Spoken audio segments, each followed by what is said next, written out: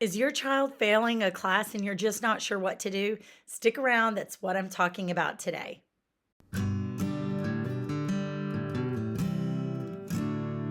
Hi, I'm Rebecca with the Parent Teacher Bridge, where you can find the ideas and resources you need to empower you to become your child's most influential teacher. And today I'm talking about what you can do when your child is failing a class.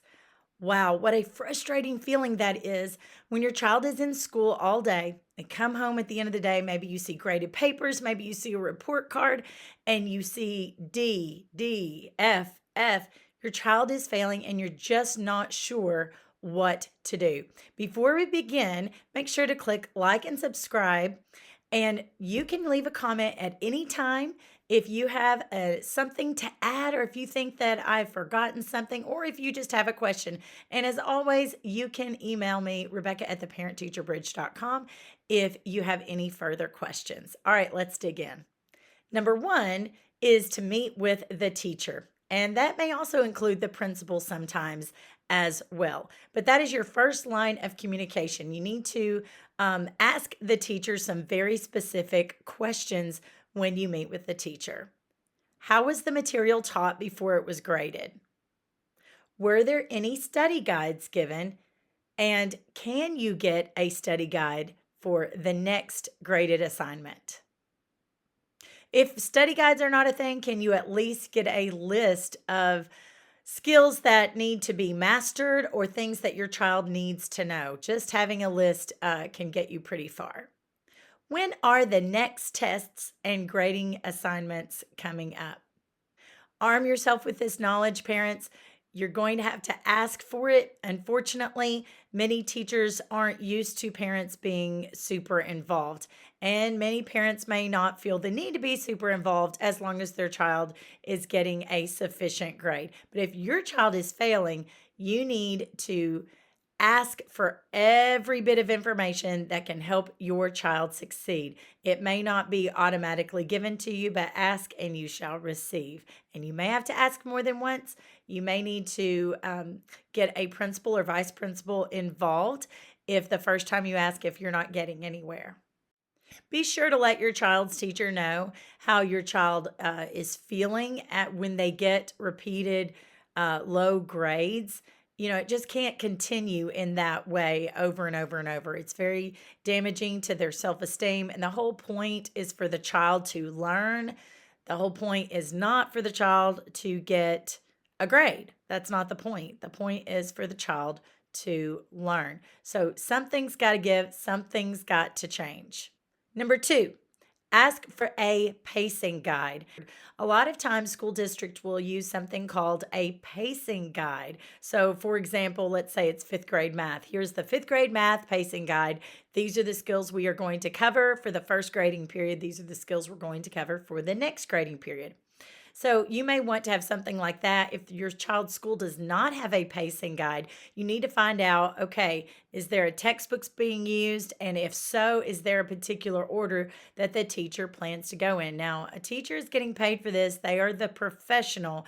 They should have some sort of idea on what they are covering and when. It is difficult to get that answer down to the exact day, as you need to provide room for flexibility and reteaching, but at least for each grading period, your child's teacher should know what are the standards or skills that are being covered. And if you know that, then it can greatly help you help your child at home.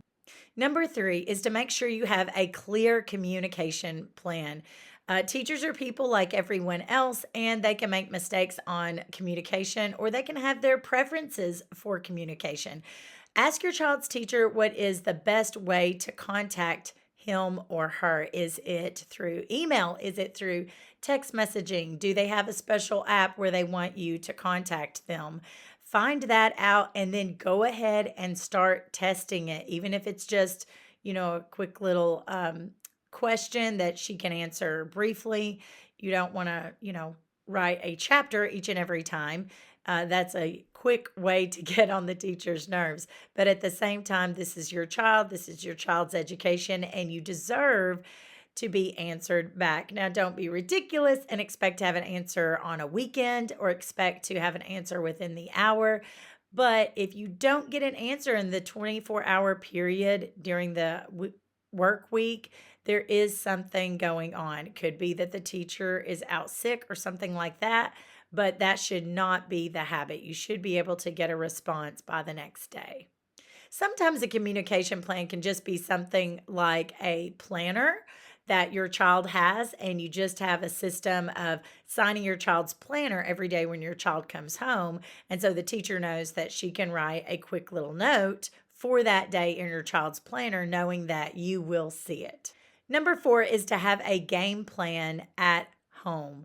It's sort of like playing the game to try to get good grades. I've known very many children who are quite intelligent, and that does not mean that they automatically make a good grade. You must know what material is going to be covered, what the tests are going to look like the format. Are they going to be short answer, fill in the blank, multiple choice, true and false? Because test taking skills do come into play. And if your child is given a format they are not used to, then you probably need to kind of help them practice for it, especially if that's not happening in the classroom. Now, one of the game plans you can have is to get a tutor. It doesn't mean you're going to have a tutor all year long, but if you're interested in knowing more about getting a tutor, I do have a video series on getting a tutor, including all the tips and advice I have for you there, so be sure to check that out. Otherwise, my best advice is to do a little bit of practice each day. You don't want to wear your child out. Your child has been at school all day.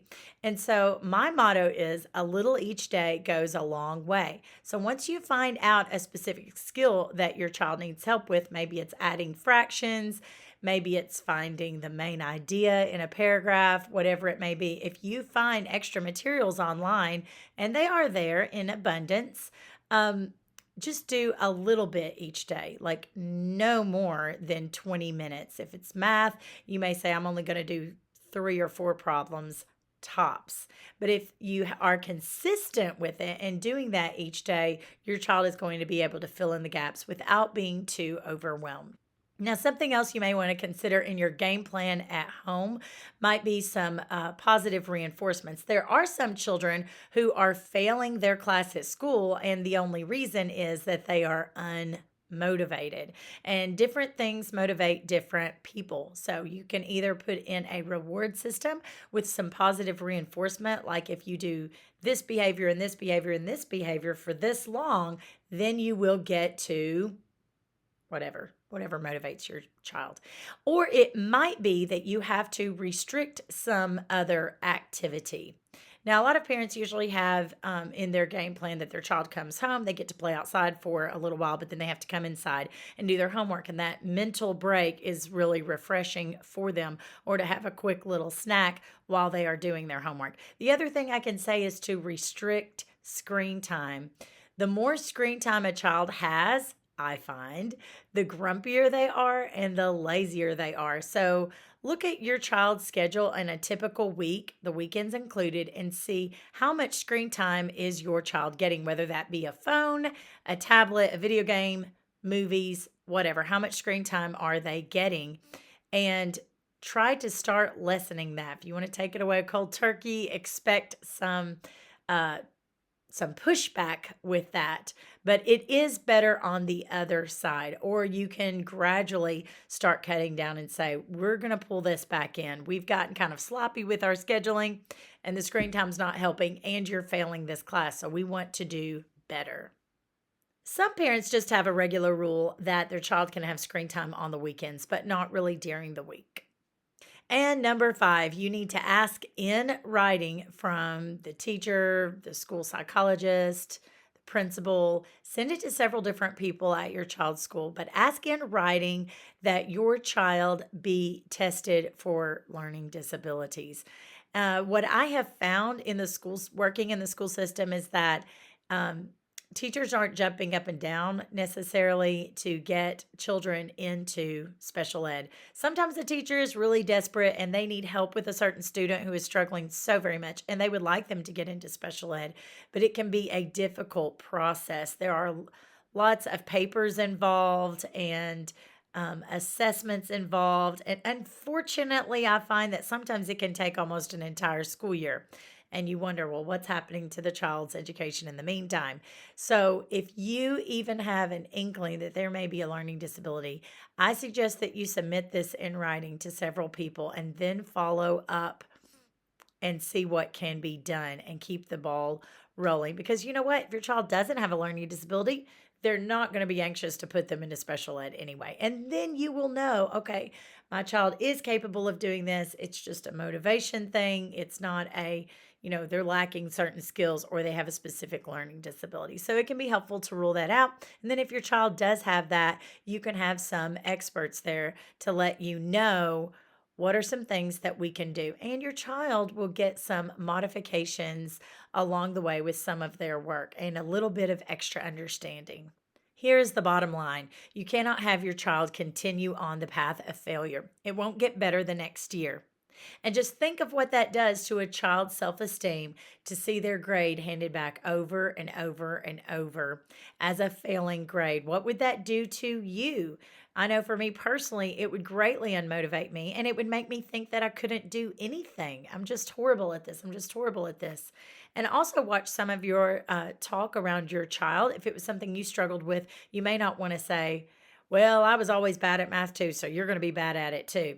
Instead, have an attitude of, okay, we need a game plan. We need to do better. And I'm not saying that you should expect straight A's of your struggling child, but we do want to improve and not have them in the failure state on a constant basis.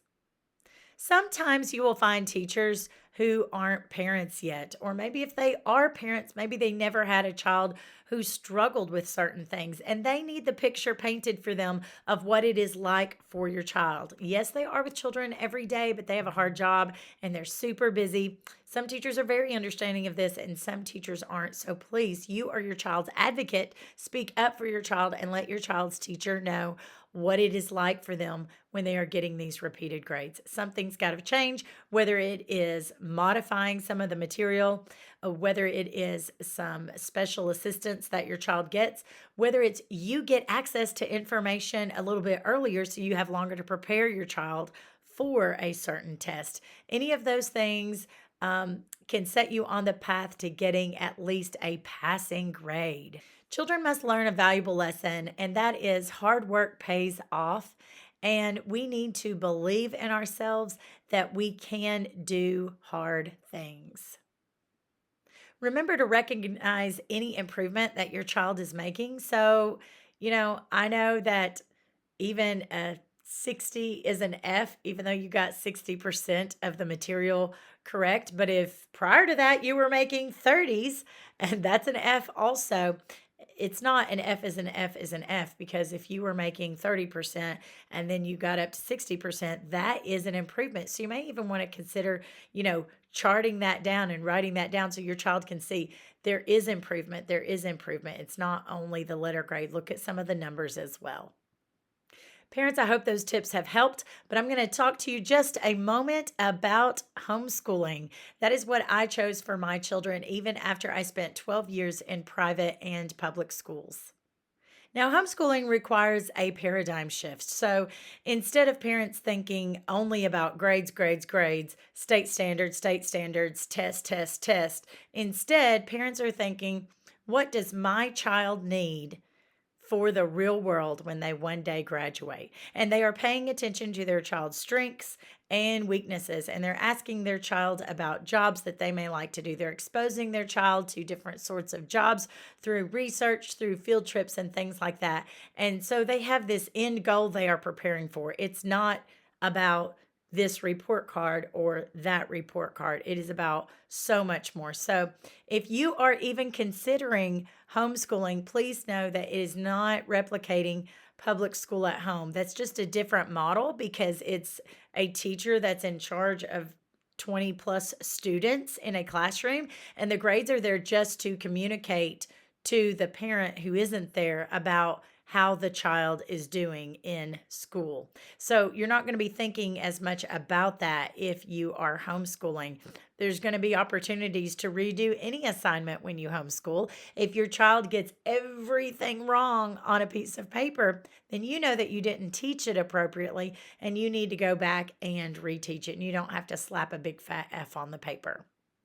Now, you know your own child, and you know if your child is highly likely to get a math related job, like an upper level math related job. And if they are not, sure, you want to get them the math they need to officially graduate homeschool.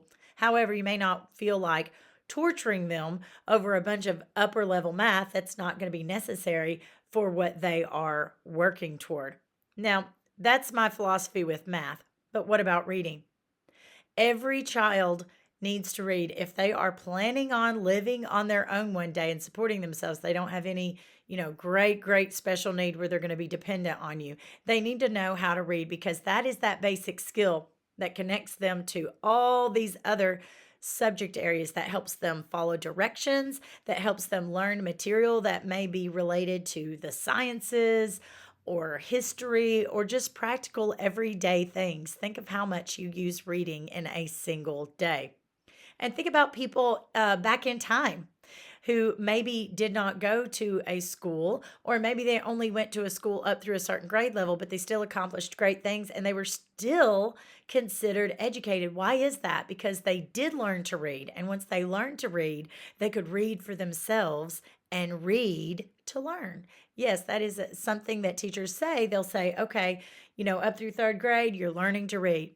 But once you get to third grade, you are reading to learn. And that's why so many kids struggle still, is because they may not be reading on level when it comes to third grade, and everyone else has transitioned to reading to learn. So that is something that I do not give on in my homeschool. My children always must be reading. I try to balance reading nonfiction type books and fiction books. I read aloud to them. I allow them to read aloud to their siblings. I allow them to read for fun.